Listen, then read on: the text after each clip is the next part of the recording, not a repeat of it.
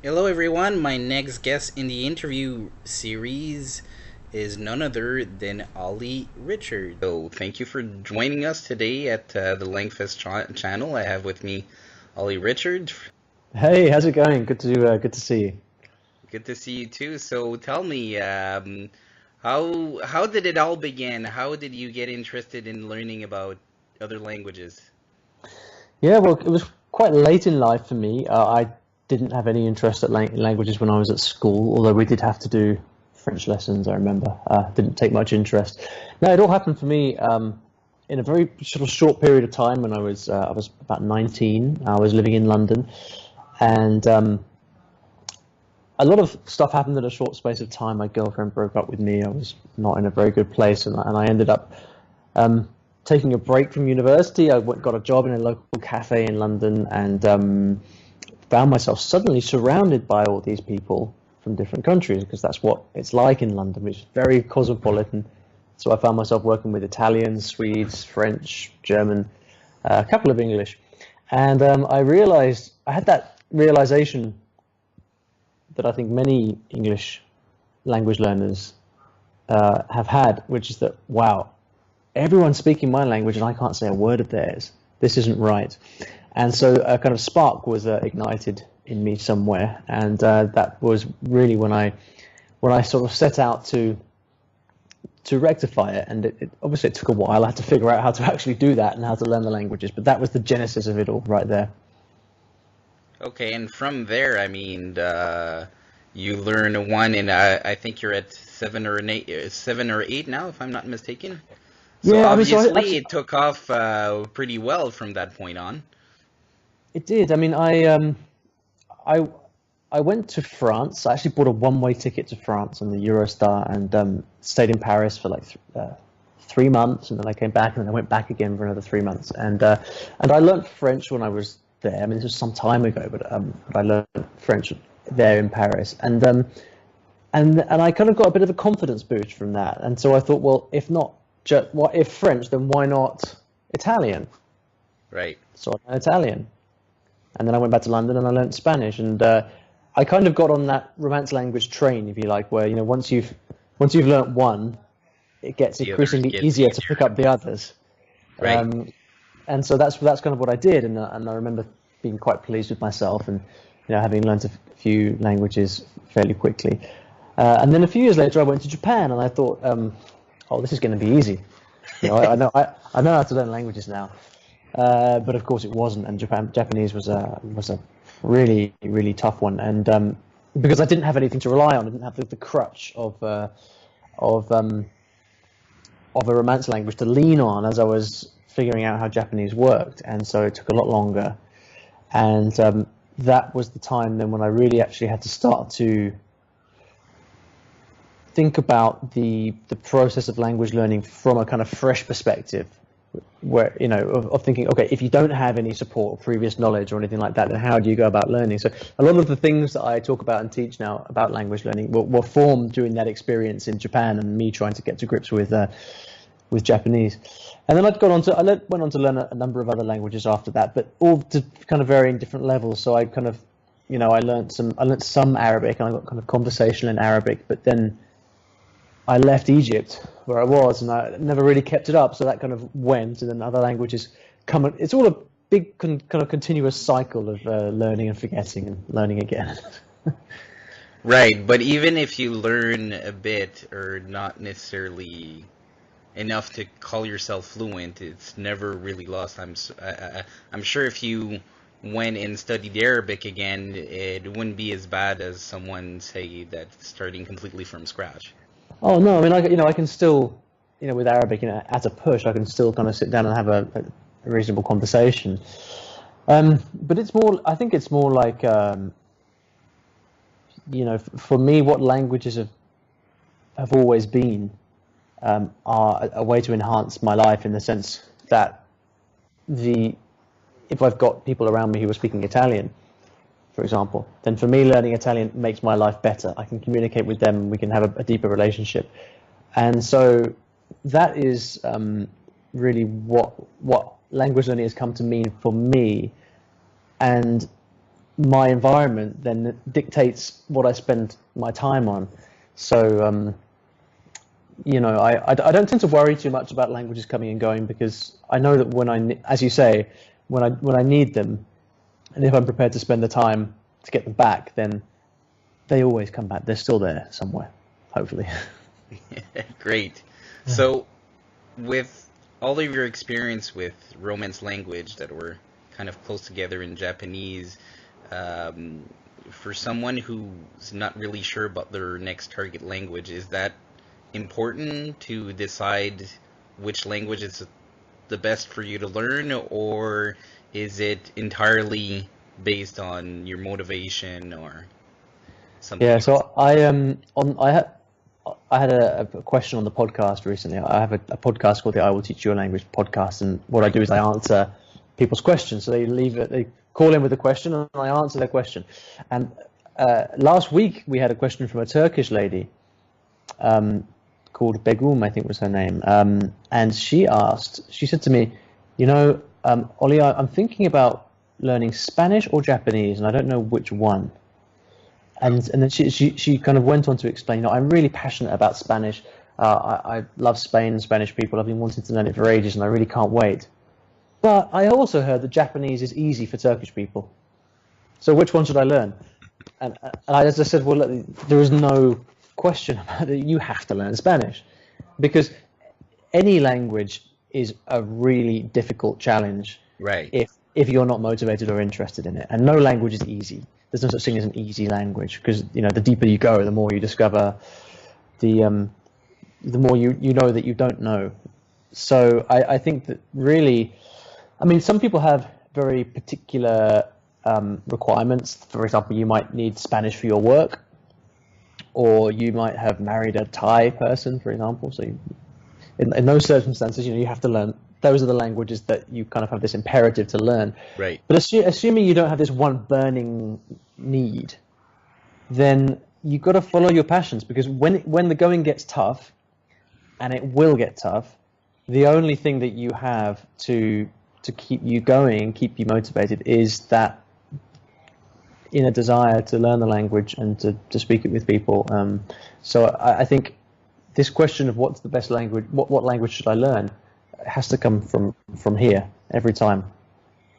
Great. So you've talked about your podcast. I know that you're regularly on a podcast. You run a popular website called I Teach Your Language. You also have lots of videos on your YouTube channel. So you seem to be specializing in finding resources to learn other languages and finding tricks, if you could say.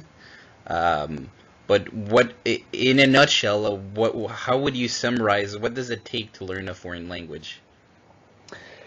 I think there are two ways you can approach this. I was talking about this just yesterday with Dr. Barbara Oakley, actually, who created the Learning How to Learn MOOC, which is the most popular online course in the world. And we were talking about exactly this problem. And I think there are two ways of looking at it.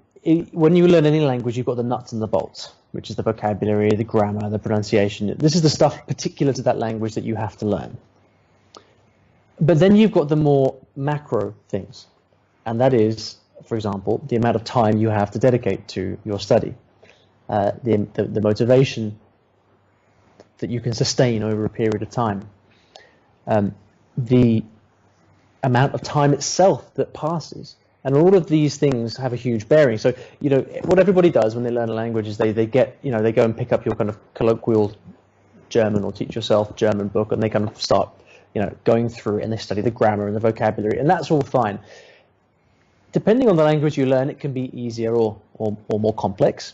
If you pick up a Arabic grammar book, for example, you're going to be at it for some time, whereas a Spanish grammar book is relatively more simple than Arabic. But my contention is that there is no language problem that can't be solved with time and attention.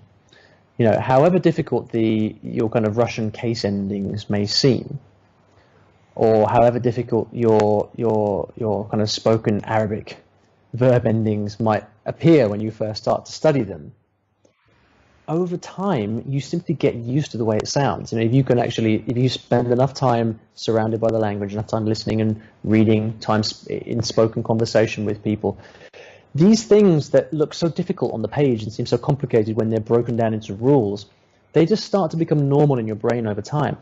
And so, for that reason, people go wrong. When you talk to someone who's really stuck, it's never because the grammar is really hard. That's never the reason. They might think it is, but actually the reason is that they have not managed to keep up the kind of consistent behaviors that they need to be successful over time. So they're inconsistent. They start and stop.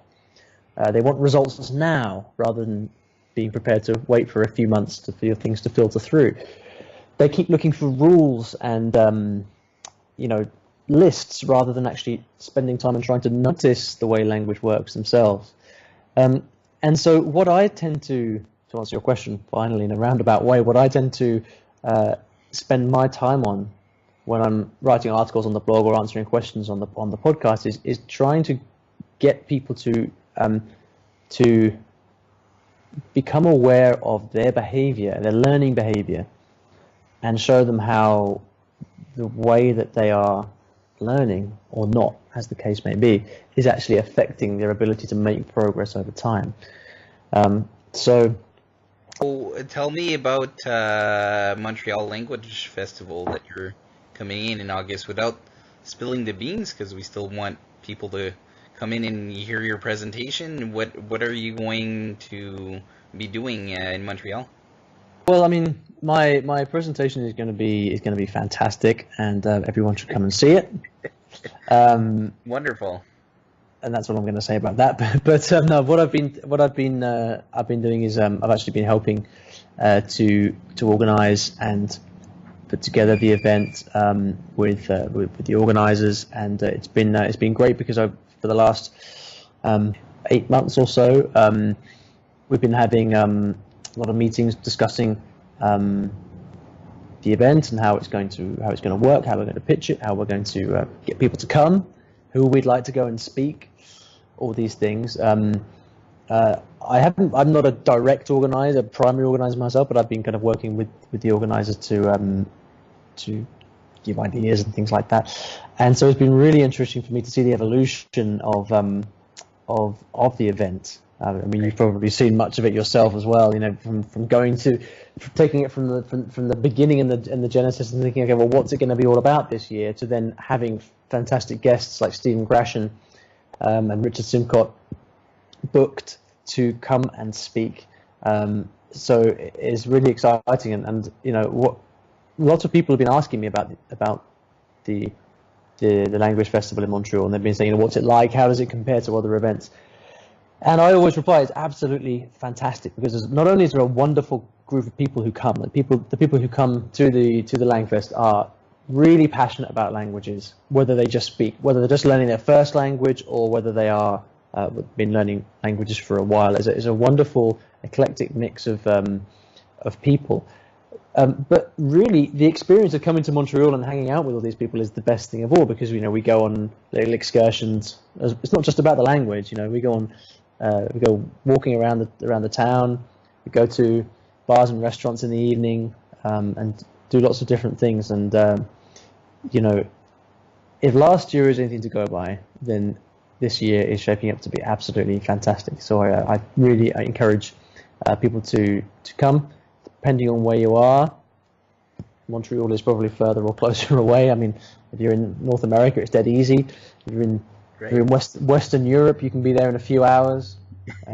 Exciting things going on. I mean, I've just started a new organisation in London, which is called Languages of London, and it is what I'm trying to do is to create a community of people in London who share a love of languages. London's one of those places, as I mentioned earlier on, which is just so culturally rich. And yet, there is not a great deal of language activity, organised language activity going on. There are plenty of language schools and universities and things, but if you're someone who loves languages and you kind of rock up in London one day and think, okay, where's all the action? you've basically just got a bunch of kind of language exchange events, which are fine. But one of the things that I've been thinking for a long time is that, with all of the people from different countries who live in London, there is such a love of languages around. Like, languages is something that unites everybody. People like me, like British people, are in the minority. It feels like in London, certainly in central London. Everyone else is from different places, and they've learned English as a second language, and they speak lots of languages themselves. And so what I'm creating is a movement whereby we can organise people around this shared passion. And so we've got these great meetup events going on where it's not a language exchange event. It's an event to come and meet other people who love languages. And we had an event last week, had 50 or 60 people come, and everybody said to me afterwards, the great thing about this event was that I had so many interesting conversations because everybody who was there was like me. They love language. We have similar interests. So that's what we're doing. I've got a great group of people helping me with that, and we're starting off with just kind of community meetup events. But what we're transitioning very soon to doing is actually offering specific language courses. So if you want to, you can come for a sort of French taster day, or Italian taster day, or something like that. Or we might have a day where we have certain community events going on. So we might have a day where you can come and meet people from the Somali community, try Somali food, learn a bit of the language, that kind of thing. Cultural events based on language. So that's what I'm working on. It's early days at the moment, but it's really, really exciting because it's something that I'm really passionate about growing and offering to others around the area as well. If anybody is in the UK and interested in that, they can go to languagesoflondon.com or go to meetup.com and search for Languages of London as well, and they'll find details of our next events. Okay, wonderful. Well, Olly Richards, thank you very much for taking the time to speak. My pleasure. My pleasure. Thank you for watching this video. Remember that you can register for the Montreal Language Festival on the website down below, and you can also follow us on Facebook, Twitter, and Instagram. Have a nice day.